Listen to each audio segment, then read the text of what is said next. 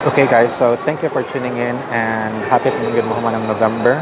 And I'm sure everybody is excited to receive their 30th month pay this December.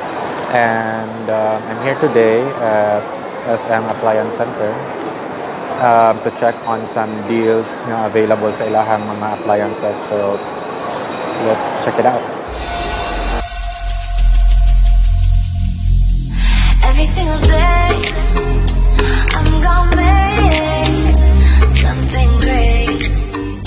So I'm doing my floor walk here at the Appliance Center and daghan gid sila og mga items na on sale and naapod sila yung mga deals and promotions na available. So don't forget to like my page and check on my posts sa mga deals na available sa SM Appliance Center today. Okay?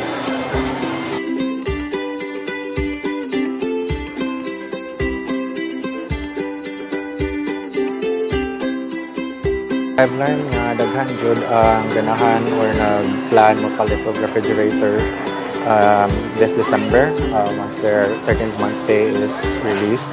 So one tip is to, if you are trying to buy or looking for a refrigerator, make sure to look for the yellow tag and check on the number na naka-display. So the higher the number, mas lesser ang iyang energy consumption. That means lesser sad ang imuhang electricity consumption every month. So that's already a huge savings sa imuhang bill. And so that's it for today. And again, don't forget to like my page para makauna sa mga update na tinihik. Bye!